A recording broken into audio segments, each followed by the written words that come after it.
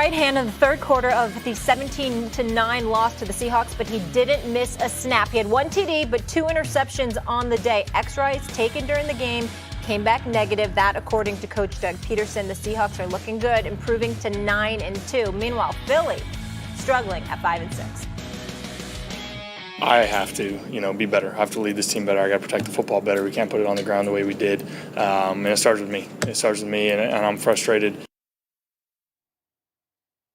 Carson owning it. Dan's still here with us, but Max, I'm coming to you. Is Wentz to blame for Philly's struggles? Yes, Wentz is to blame. And I've been saying this all year. There are other things. You guys can talk about the other things. He's the quarterback of the team. He got paid. His mechanics, Dan can talk about that much better than I can. His decision-making, his accuracy, everything is regressing. He is not an elite quarterback. He's not even an average quarterback right now. And the worst part about it is it's at a time in his career where he's supposed to be ascending. Remember that whole Wentz versus Dak thing? Guys, I was very comfortable saying, please, I like Dak a lot. He has all the intangibles, but Wentz is a different kind of animal. I couldn't take Wentz over Dak right now. I couldn't do it. And remember, to start the season, my focus with Wentz is, could he be a leader? Because Nick Foles juiced the team. Everyone wanted, special teams, defense, offense, everyone wanted to play for Nick Foles and with Nick Foles. And Wentz, as I was saying, it was coming out of the locker room, right? It's not that he doesn't want to lead. He hasn't figured out how yet. So I was really looking for that. And he's failed in that respect so far this year. But with his ability to make big plays, with his talent, given his age, his relationship with his head coach, etc., like you would expect those things to kind of ascend, and it has been the exact opposite. I don't want to hear about drops and this and that and injuries. You guys say whatever you want. At a certain point, what are you going to do about it? Nothing. They're not good. And Wentz has been the problem. The pocket's about to collapse. Or he thinks the pocket's going to collapse, but it holds, right? He bailed on the play. No, wrong.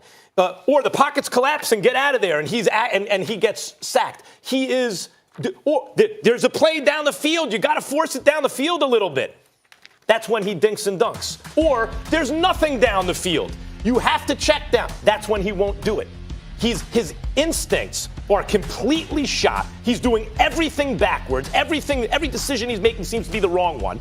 His accurate, everything's bad, and he's not leading. Guys, I was a huge Dak guy. Dan could talk. You mean you're a huge Wentz guy? Excuse me, Wentz guy. Yeah. Now, a Freudian slip. I was a huge Wentz guy. Yeah. I'm sorry. You got to say what you see. Yes, it's on Wentz. Well, you have to say what you see.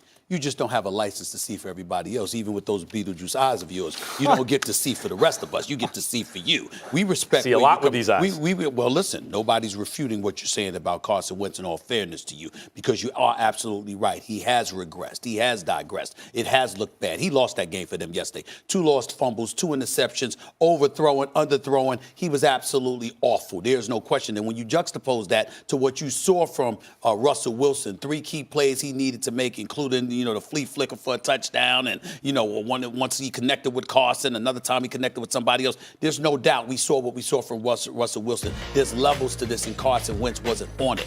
But where I give Carson Wentz a break, albeit not necessarily yesterday, is when you look at the Eagles in its totality. You know the person that I think is the culprit in all of this? Howie Roseman. Oh, excuse me. Let's take this into consideration. I am reading, Max, Kellerman, and Dan, from an article written in March. This is in March in the off season, where people in Philadelphia were lamenting the folks that he was bringing on board.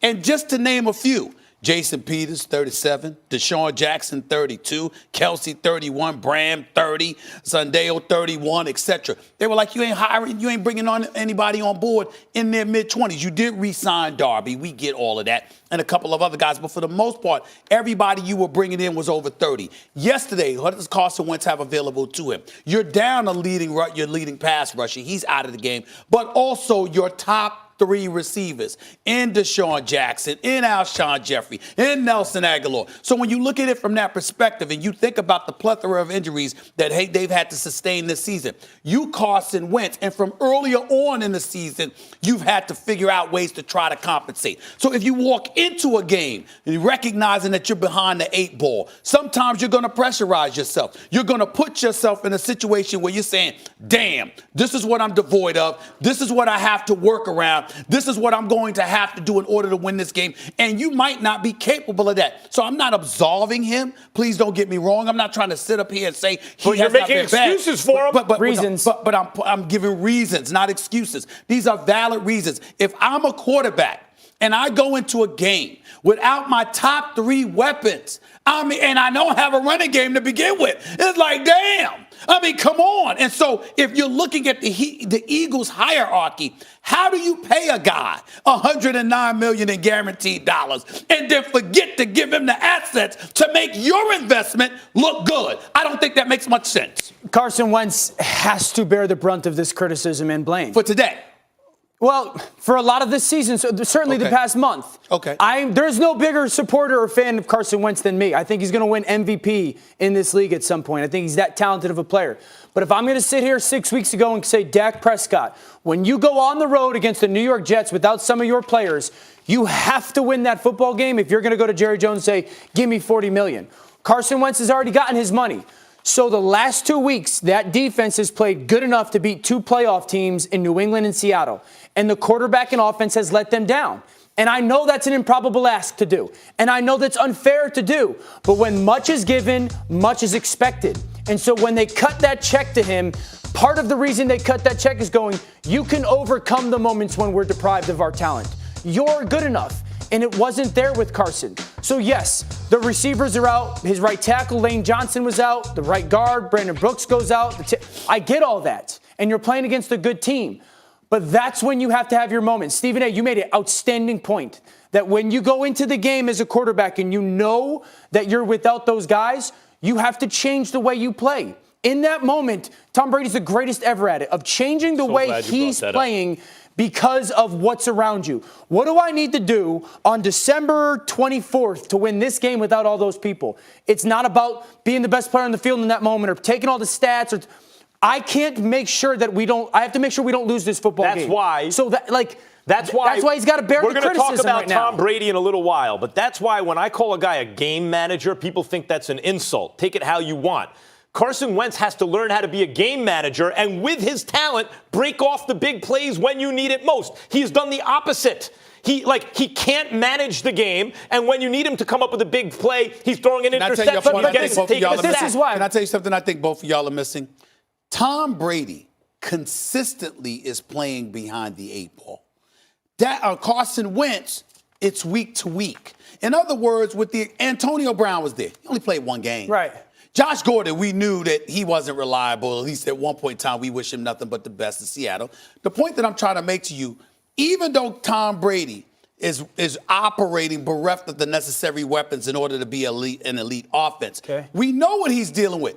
With Carson Wentz, 1 week Alshon Jeffrey is there, the next week he isn't. One week Nelson Aguilar is there, but Tom Brady has the defense to rely on. No doubt. But here's the thing. When you go into that game as a quarterback, you have to know, okay, I don't have anything around me, so what is the main thing that I can't try to win this myself? Be good with the football. Make sure I allow our defense to win this game for us. If without those turnovers, your defense did give up over 6 yards a carry. They gave up 174 yards. Do you think the 4 turnovers is because he's trying to do the most? Because he's trying to win the game? Absolutely, Molly. Carson Wentz, talent-wise, he's Patrick Mahomes-ish. Yeah. Big play, freaky, run around the field, whatever.